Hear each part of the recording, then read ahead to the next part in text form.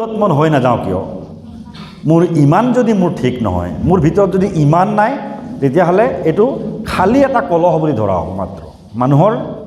মানুহক এটা মাত্ৰ খালী কলহ। কিহৰ কলহ? তাকো মাটিৰ কলহ, যদি ভিতৰত ইমান নাই। হ'ব পাৰে মানুহ বহুত দৌলতৱালা, বহুত ধন টকা পইচাৱালা, কিন্তু তাৰ ভিতৰত যদি ইমান নাই, তেতিয়াহ'লে এইটো এটা খালী মাটিৰ কলহৰ দৰে। কোন সময়ত মাটিৰ কলহ ভাঙি যায় কোনেও ক'ব নোৱাৰে। মাটিৰ কলহটো যদি আন এটা কলহৰ লগত বা অন্য কিবা শিলগুটিৰ লগত ঠেকা খাই যায়, সেইটো থাকিবনে? সেইটো নাথাকে। কিয় নাথাকে? তাৰ অস্তিত্ব সিমানেই। ঠিক তেনেকুৱা মানুহৰ জীৱনটো মাত্ৰ কেইদিনমানৰ কাৰণে আমি এই পৃথিৱীলৈ আহিছোঁ, আৰু এই নিৰ্দিষ্ট সময় আমি ইয়াত পাৰ কৰাৰ পিছত আমি এই পৃথিৱীৰ পৰা এদিন গুচি যাব লাগিব, সকলোৱে যাব লাগিব। কুল্লু নাফচিন যায়িকাতুল মউত সুম্মা ইলাইনা তুৰজাউন। আল্লাহ তাআলাই কৈছে যে প্ৰত্যেকটো জীৱই মৃত্যুৰ সোৱাদ ল'ব লাগিব। প্ৰত্যেকটো জীৱ মানেই মৰণশীল। আমি প্ৰত্যেকে এদিন মৰি যাব লাগিব, চবেই যাব লাগিব পৃথিৱীৰ পৰা, কোনো ইয়াত স্থায়ী হিচাপে থাকিব নোৱাৰে। আমাৰ জীৱনটোক আল্লাহ তাআলাই এটা নিৰ্দিষ্ট মাত্ৰা দিছে, এটা বয়স দিছে আমাক, এটা এভাৰেজ বয়স কৈছে। বনি আদমৰ এভাৰেজ বয়সটো 60-70 বছৰতকৈ বেছি নহয়, খুব বেছি হ'লে 80 বছৰ হ'ব এভাৰেজ বয়স, নহয় জানো? 80 বছৰৰ পিছত খুব কম মানুহ জীয়াই থাকে আমাৰ বৰ্তমানৰ সময়ত।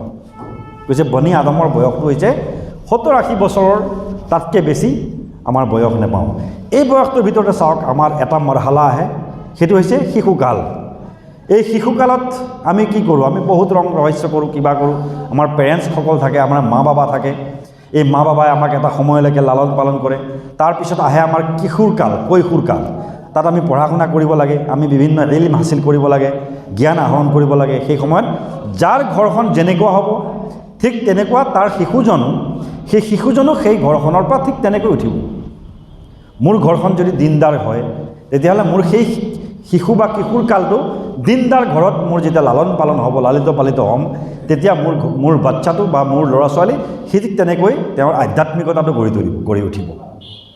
আৰু যদি মই অকল টকা পইচা, মোৰ ঘৰখন খালি অকল টকা পইচাৰ চিন্তাত থাকে, তেতিয়াহ'লে মোৰ ল'ৰাটো মানুহক কাকো চিনি নাপাব, অকল টকা চিনি পাব। মোৰ ছোৱালীজনীও অকল টকা চিনি পাব আৰু একো চিনি নাপাব। ইছলামে কি কয়? ইছলাম কাক কয়? ইছলাম হৈছে এটা আধ্যাত্মিক জীৱনৰ নাম।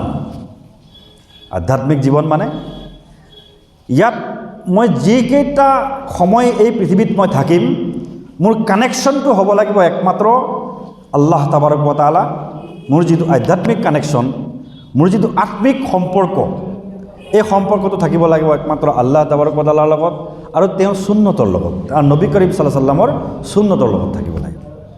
আমাৰ নবী, আমাৰ যে আধ্যাত্মিক গুৰু কোন? আমাৰ আধ্যাত্মিক গুৰু কোন? হযৰত নবী কৰিম আলাইহিস সালাতু ওয়াস সালাম। তেওঁ হৈছে আমাৰ আধ্যাত্মিক লিডাৰ। আমাৰ জীৱনৰ, আমাৰ যে এই অন্তৰখন আছে, এই অন্তৰখন কণ্ট্ৰলাৰ হৈছে আল্লাহ তাবাৰক ৱা তাআলা। আল্লাহ তাআলাই কৈছে যে কোনো এটা মুহূৰ্ত তোমালোকৰ এনেকুৱা নাযায়, তোমালোকৰ অন্তৰখন, তোমালোকৰ জানটো মোৰ এই আঙুলিৰ ধাৰত। আল্লাহ তাআলাতো আঙুলি নাই, কিন্তু আল্লাহে মিছাল কৈছে যে মানুহৰ এই যে আঙুলিৰ ধাৰত সকলো বস্তু থাকে, কম্পিউটাৰটো আছে, চলাই আছোঁ মই, আঙুলিৰ ধাৰত কম্পিউটাৰ চলি আছে, ঠিক তেনেকৈ তোমালোকৰ অন্তৰখন।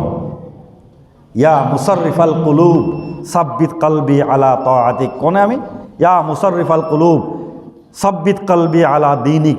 এই মুসাব্বিত আল কুলুব, এই কলবো কা ইধৰ ইধৰ কাৰণেৱালা, এই দিলখন, অন্তৰখন মোৰ ইফালে সিফালে লৈ জানেৱালা, তুমি মোৰ অন্তৰখন তুমি তোমাৰ তাআত, তোমাৰ কুদৰত আৰু তোমাৰ ইবাদতত মগ্ন কৰি ৰাখা।